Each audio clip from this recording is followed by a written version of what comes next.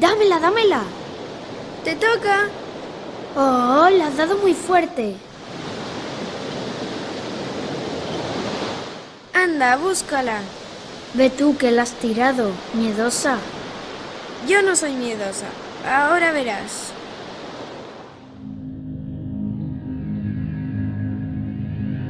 ¡Oh, qué oscuro! No, tengo que encontrar la pelota. Tienes valor para entrar en este bosque. Pero, ¿quién eres? No me hagas daño. Tranquila, soy una viajera del tiempo. Necesito ayuda. Mi mundo se está acabando. ¿Qué pasa? Me estás asustando. Vengo a enseñarte lo que es el miedo de verdad. ¿Dónde estamos?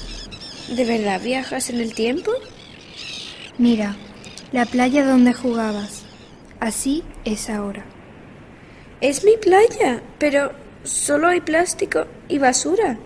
¿Dónde está el agua? ¿Quieres ver la ciudad?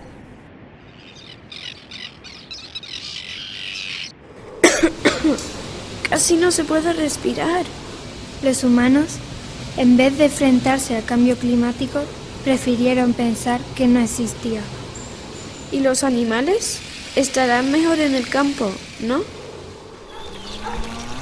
Esto está bien. Me esperaba algo terrorífico. Mira el campo antes y después.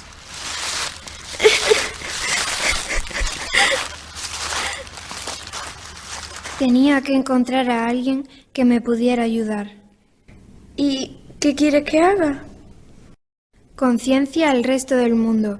Esa es tu misión. Lo intentaré. Ya no tengo miedo. Gracias por todo. No te decepcionaré, ni a ti ni a la humanidad. Por cierto, yo soy Kira. ¿Y tú? Greta. Me llamo Greta.